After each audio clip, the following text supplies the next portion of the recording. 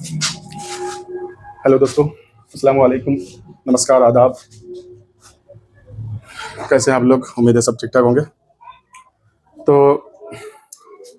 फिर से आज क्लास 10th का ही एनसीईआरटी का जो मैथ है उसमें हम लोग 4.3 का चैप्टर देख रहे हैं। तो कुछ ऐसे क्वेश्चन इसमें हैं जो 5 नंबर के लिए काफ़ी महत्वपूर्ण है। तो आइए उसको समझने की कोशिश कीजिए।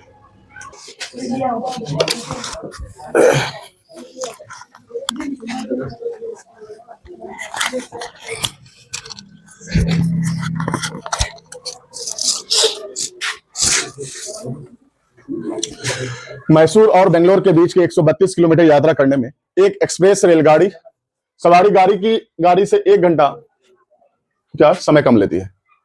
यदि एक्सप्रेस रेलगाड़ी की औसत चाल सवारी गाड़ी की औसत चाल से 11 किलोमीटर पर आवर अधिक हो तो दोनों रेलगाड़ियों की औसत चाल ज्ञात कीजिए। तो एवरेज स्पीड अगर ज्ञात करेंगे किसका? दोनों रेलगाड़ियों की औसत चाल।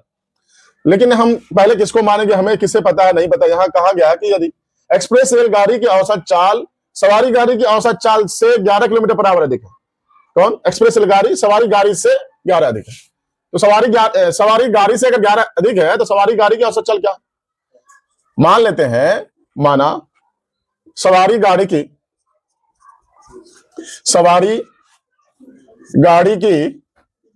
औसत चाल सवारी गाड़ी की औसत चाल क्या मान लेंगे? x किलोमीटर पर आवर है। ठीक है। और एक्सप्रेस रेलगाड़ी की औसत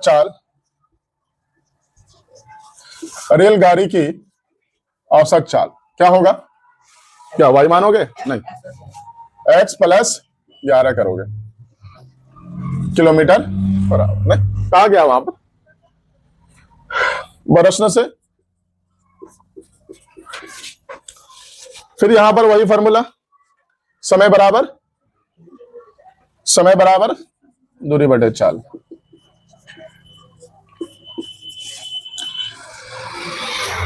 तो मैसूर और बेंगलोर के बीच के 132 किलोमीटर यात्रा करने में एक एक्सप्रेस रेलगाड़ी, दूरी कितना है? 132। मैसूर और बेंगलोर के बीच की दूरी 132 है।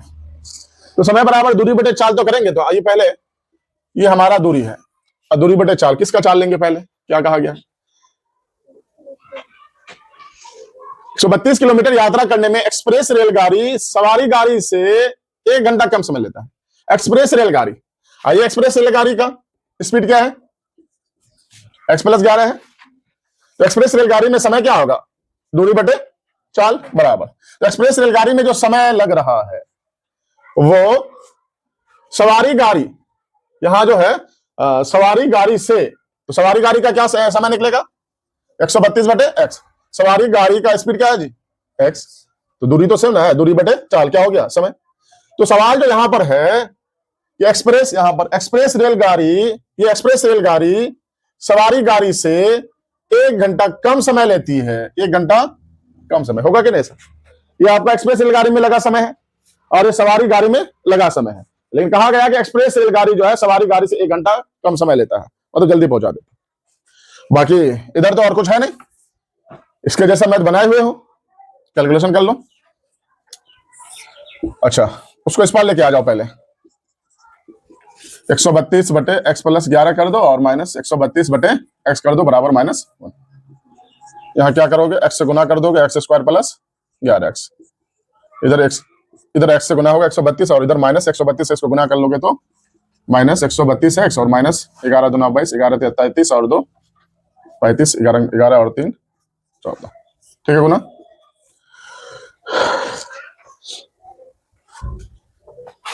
ये 132 चला जाएगा, ये माइनस और ये माइनस चला जाएगा। यह एक्स स्क्वायर प्लस 11x बचा और उधर बचेगा आपका 1452। X square plus 11x minus 1452 बराबर 0 है ना। ये इस बार चला जाएगा, द्विघात समीकरण में आ गया। अब इसका फैक्टर बनाएंगे।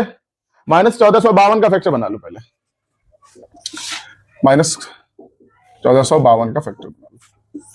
2 7 14, 2 दूनी 4, 2 छक्के 12, 2 तिया 6, 2 छक्के 12, 2 तिया 6, 3 एकम 3 दूना 3 एकम और इधर 11 11 एक्स। आपको लाना क्या है? प्लस 11 लाना। कितना लाना है? प्लस 11 लाना है। तो एक काम करो, 2 दूनी 4, 11 चौक 44 और 11 तिहाई 33। 44 में 33 घटा दो, उन्हीं में से हो जाएगा, आएगा ना? प्लस 44 माइनस 33 नहीं होगा? 44 में 33 घटाओगे तो प्लस 11। कैसे हुआ वहां पे आप देख लोगे। फैक्टर बनाने के लिए हम लोग इसका सहारा लेते हैं। अब यहां कॉमन लेकर के हल कर लीजिएगा। यहां पर अगर कॉमन लोगे तो x कॉमन आएगा, x प्लस कितना बचेगा? 44। यहां पर x प्लस 44 है बराबर 0। ऐसा यहां पर क्या है? माइनस 33 को गुना करोगे तो वो तो आना ही है उससे, है ना? कई बार बनाए हैं हम लोग इस टाइप का।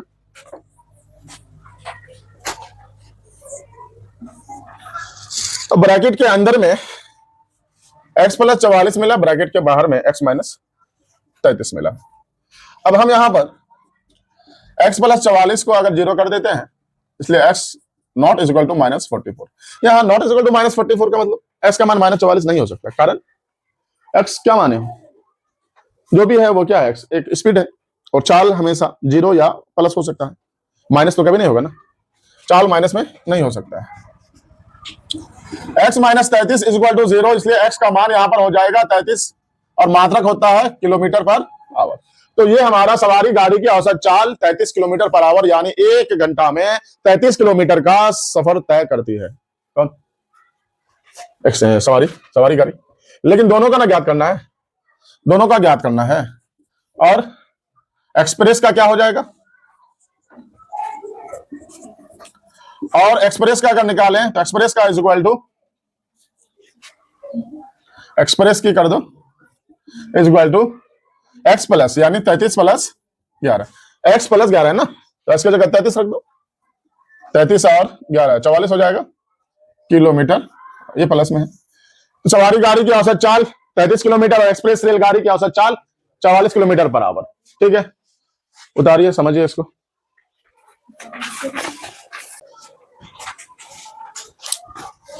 हाँ, एक्सरसाइज 4.3 का अगला क्वेश्चन 11 नंबर में, दो वर्गों के क्षेत्रफलों का योग 468 मीटर स्क्वायर है।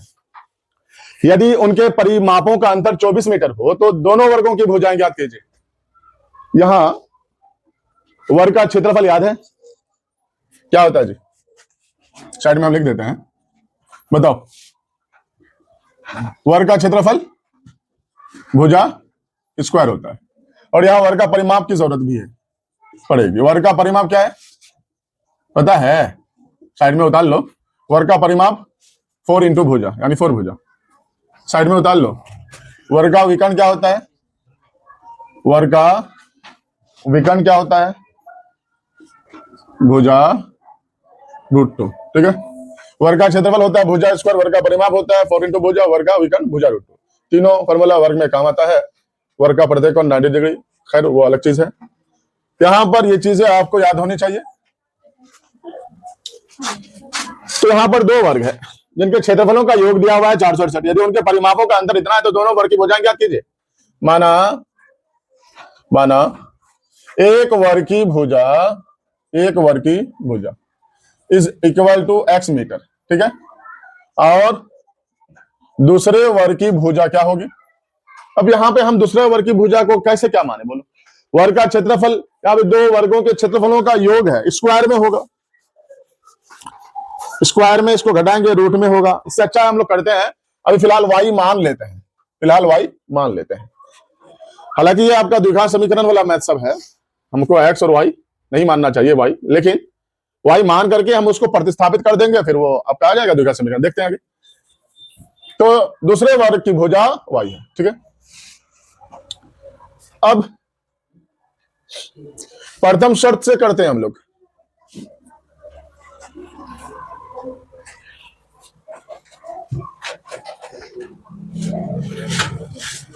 अच्छा, यहां लिख ही देते हैं, वर्ग का क्षेत्रफल क्या होता है हम यहां पे लिख देते हैं, बाद में आपको समझ में सुविधा। और वर्ग का परिमाप 4 भुजा होता है। ठीक है, ये दोनों यहां पे आपको बोला गया। आते हैं प्रथम शर्त से हम लोग।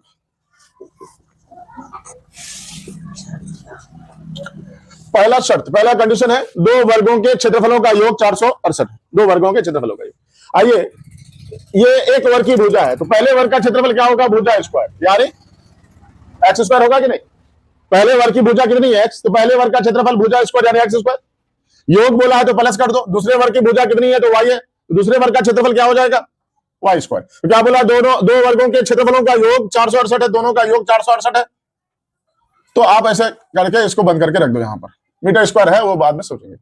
फिर आगे यानी दूसरे शर्त में बोला गया है, प्रथम शर्त से ये हो गया, दूसरे शर्त से ध्यान दीजिएगा, यदि उनके परिमापों का अंतर इतना हो। अब यहां पे दो बात है, एक वर्ग की भुजा तो आपका इतना है, तो एक वर्ग का परिमाप, वर्ग का परिमाप का फॉर्मूला क्या है? 4 इंटू भुजा। इसका मतलब एक वर्ग का परिमाप क्या हो जाएगा? 4x, और दूसरे वर्ग का परिमाप क्या हो जाएगा? 4y। अंतर बोला है तो अंतर क्या होगा? माइनस। नहीं, यहां पे दुविधा यह है कि अंतर हमेशा बड़ा माइनस छोटा होता है, पर यहां पे बड़ा कौन है छोटा कौन है पता नहीं चलता। एक वर्ग या दूसरा वर्ग, यानी पहला वर्ग बड़ा है या दूसरा वर्ग बड़ा है। इस हाल में हम लोगों को यहां पे दो समीकरण बनाना चाहिए था। नहीं? अभी फिलहाल इसका अंतर क्या है? 24 मीटर है, ठीक है, इसका अंतर क्या है? 24 मीटर। हम तो ये कर लिए, हमको याद है करके और भी एक समीकरण देना चाहिए, उसके हिसाब से अगर आंसर निकालेंगे तो ये बहुत बड़ा बनेगा। चलिए पहले इसी के माध्यम से हम लोग निकाल के देख लेते हैं। 4 कॉमन ले लो या 4 से डिवाइड कर दो, 4 एकम 4, 4 एकम 4, 4 काट देंगे डायरेक्ट, 4 छके 24। नहीं, हम यहां पे एक चीज करते हैं, इस माइनस वाई को इस पार कर दिए, क्या हो गया? प्लस वाई, और इस पर हमारे पास x है और 6 को इस पार कर दिया तो -6 हो गया, और ये समीकरण नंबर हम 2 कर देते हैं। नहीं, लेकिन एक बात यह है कि अगर हमने जो कहा कि हम 4x - 4y भी ले सकते हैं और 4y - 4x भी ले सकते हैं, जब 4y - 4x करेंगे तो यहां भी ऐसा कुछ आएगा, लेकिन ऐसा करने से हमें फायदा कुछ नहीं होगा। कारण क्या? ये दोनों स्क्वायर में है, ये दोनों स्क्वायर में, और माइनस में भी आता है तो स्क्वायर होकर के क्या हो जाएगा? वो प्लस हो जाएगा। माइनस में भी आता है तो स्क्वायर होकर के प्लस हो जाएगा वो।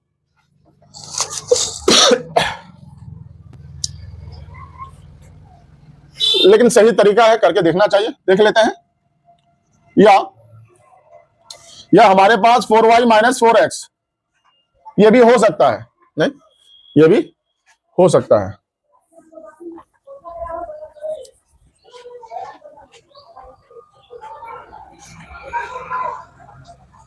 या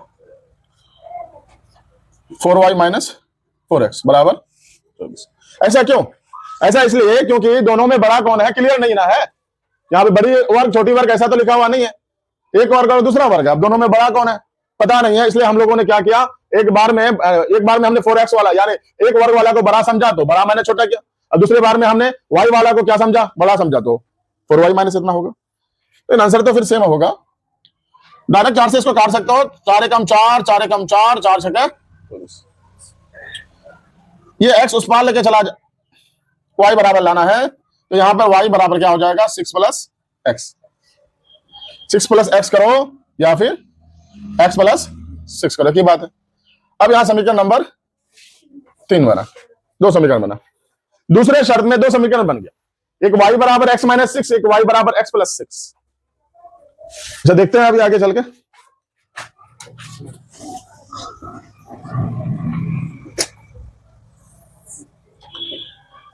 पहले समीकरण एक और समीकरण एक में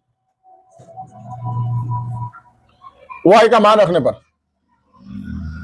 y का मान ये किस विधि में होता है जी? प्रतिस्थापन विधि में होता था।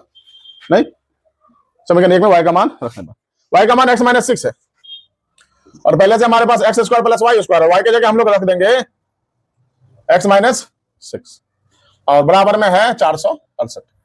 ये पहला और दूसरा की कहानी है। जब y का यहां 2 मान हुआ ना, फिर तो हम लोग एक काम करते हैं, समीकरण यहां पर समझने के लिए लिख देते हैं समीकरण 1 और 2 से। समीकरण 1 और, नहीं तो समझ में नहीं आएगा कौन सा मान बैठा है आप। समीकरण 1, समीकरण 1 में 2 से y का, ऐसा भी कर सकते हो क्या, y का मान रखने पर। क्लियर है? कहां से ले लिया अब तो क्लियर है। समीकरण 1 में 2 से y का मान। ए माइनस बी का होल स्क्वायर ए स्क्वायर माइनस 2 AB, यानी उस दिन बताए थे 6 दूनी 12 प्लस 6 छक्का 36, उठा के इस बार लेके आ जाओ 468। और यही अगर हम यहाँ पे x प्लस 6 रखते हैं तो ए स्क्वायर क्या होता है यहाँ पे प्लस 12x होता।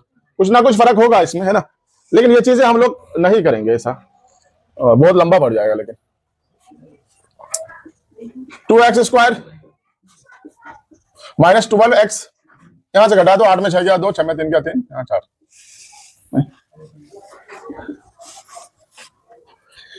2 एकम 2, 2 छक्का 12, 2 दूनी 4, और यहाँ 16 दूना 32। फैक्टर बना लो तो 216 का कितना फैक्टर आएगा, किससे कटेगा ये, 2 से तो कटेगा ही। 2 एकम 2, 2 5 10,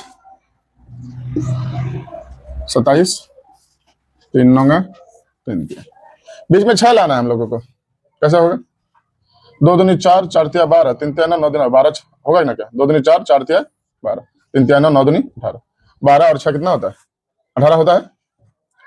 तो हमको माइनस लाना है, तो 18 वाला में माइनस कर दो, 3 तिया 9 दूनी 18, 18 वाला में माइनस कर दो, और जो छोटा वाला है उसमें प्लस कर दो, 2 दूनी 4, 4 तिया 12, अब इसको घटाओगे तो माइनस 6 आ जाएगा। कॉमन की बारी है, x कॉमन ले लो, x माइनस 18 बचेगा, x माइनस 18 बचेगा, प्लस 12 लाना है तो यहाँ पे प्लस 12 कर दो। ब्रैकेट के अंदर में x माइनस 18 है, ब्रैकेट के बाहर में x प्लस 12। x माइनस 18 बराबर 0 करोगे, x का मान 18 आया, या x क्या एक वर्ग की भुजा है, एक वर्ग की भुजा आपका आ गया 18 मीटर आंसर। और 18 मीटर, अभी बाद में इसका हिसाब किताब करेंगे। और x plus 12 is equal to 0, इसलिए x not is equal to minus 12। कोई भी भुजा तो एक प्रकार का दूरी है, दूरी कभी माइनस में होती नहीं है। ये मान लिया और ये मान नहीं लिया गया। समीकरण 2 से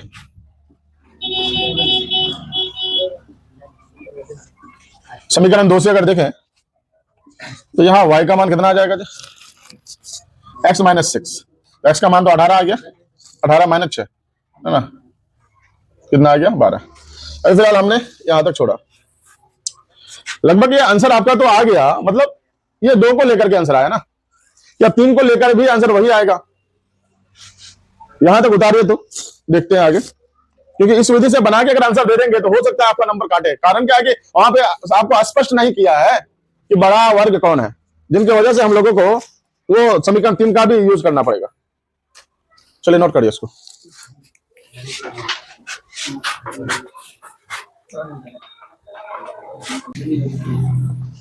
हाँ, तो यहां तक तो पहुंच गए कि x का मान 18 आया, y का मान 12, यानी एक वर्ग की भुजा 18 और दूसरे वर्ग की भुजा 12 आ गई। लेकिन गड़बड़ यहां पे कर दिया है क्वेश्चन ने, यहां क्लियर नहीं कहा है परिमापों का, जब अंतर बोला है सिर्फ परिमापों का अंतर बोल दिया 24 मीटर। लेकिन उस हालत में दूसरे शर्त में ध्यान दीजिएगा कि हमने कहा कि अंतर हमेशा बड़ा माने छोटा होता है, तो हमने अभी फिलहाल यानी एक वर्ग की भुजा को बड़ा मान लिया, इसको छोटा मान लिया, तो अंतर ऐसा हो गया। लेकिन हमने मान लिया, ये तो कंफर्म नहीं ना हो गया। अब ये भी तो हो सकता है यहां में दूसरे वर्ग की भुजा बड़ा हो सकता है, अगर ये बड़ा हो जाएगा तो वो छोटा, तो तब फिर अंतर ऐसा हो जाएगा। अब फिर y का मान यहाँ x प्लस 6 आ जाएगा, तो यहाँ पे y का 2 मान आ रहा है, एक x माइनस 6 और एक x प्लस 6। अब y का मान x माइनस 6 को हमने रख करके देखा तो ऐसा हल आया। अब फिर यही y का मान x प्लस 6 को रख के देखेंगे तो कैसा आ रहा है। तो आइए यहां पे क्या करेंगे, वही समीकरण 1 में कहां से, अब 3 से, है ना, समीकरण 1 में कहां से 3 से y का मान रखने पर। अब y का मान तो यहां रखोगे तो y का मान क्या है, प्लस है ना जी, तो यहां पे क्या हो जाएगा, प्लस हो जाएगा। a प्लस बी का होल स्क्वायर, यहां भी प्लस हो जाएगा, यहां भी प्लस हो जाएगा, यहां भी प्लस हो जाएगा। अब बोलो, आपको प्लस 6 लाना है तो यहां पे क्या करोगे, यहां पे प्लस 18 करोगे और यहां पर माइनस 12। 18 में 12 घटेगा तो क्या हो जाएगा, प्लस 6 नहीं। अब क्या होगा, ये प्लस 18 था तो यहां पे प्लस होगा, अब यहां प्लस है तो यहां भी plus, x plus 18 x plus 18, लेकिन यहां माइनस 12 है तो यहां पे क्या होगा, माइनस 12। तुम लोग फिर काट के नहीं करोगे, तुम लोग को अलग से उतारना पड़ेगा, क्योंकि ये दूसरा हो रहा है ना। अब तो यहां पे क्या हो गया, x प्लस 18 और इधर हो गया x माइनस 12। अगर हम x प्लस 18 बराबर करेंगे तो यहाँ पे x नॉट इक्वल टू क्या हो जाएगा? अब इस कंडीशन में x not equal to minus 18 होगा, और यहां पर x माइनस 12 होगा, तो x का मान क्या हो जाएगा? यहां पर प्लस 12। ठीक है, तो समीकरण यहां पे 3 से ले लेंगे, तो समीकरण 3 से y बराबर क्या हो जाएगा? y बराबर यहां पर x का मान 12 आया ना, तो यहां पर क्या करेंगे? 12 प्लस 6 कितना हो जाएगा? 18 हो जाएगा। ठीक है, अब देखो समीकरण 1 में 3 से अगर y का मान रख रहे हैं तो x 12 y 18 आया। अब यही चीज देखना, समीकरण 1 में अगर समीकरण 2 से y का मान रख रहे थे तो उस समय x 18 और y 12 आ रहा था, नहीं? तो हम लोग आंसर कैसे लिखेंगे? अतः x का सही मान दोनों मिला करके, दोनों सिस्टम को मिला करके x का पहले क्या आया था? 18, और बाद में क्या आया? बाद में क्या आया? 18 मीटर, मीटर में है ना, या 12 मीटर आंसर किसका? x का मान। और y का मान क्या हो जाएगा? y का मान पहले x 12 और y पहले क्या आया था? x 18 y 12 आया था पहले, तो y की जगह हम क्या लिखेंगे? 12 मीटर, और अभी y का मान कितना आया? 18 मीटर। मतलब कंफ्यूज नहीं होना है, यानी पहले कंडीशन में x का मान 18 आया था, y का मान 12, और दूसरे कंडीशन अभी जो है x का मान 12 और y का मान 18। तो आप ऐसे लिख सकते हैं, अतः x बराबर 18 या 12 मीटर, y बराबर इतना। लेकिन आपके आंसर में भी ऐसा नहीं है, लेकिन ये जो सही तरीका मैथ का होता है ये आपका सही तरीका है। कारण आपको बताया गया कि ये कारण आपका परिमापों के अंतर की वजह से हुआ है। ठीक है, अब मैथ क्लियर हो गया, अब नोट कर लीजिए कहां से अब आगे करना है तुमको।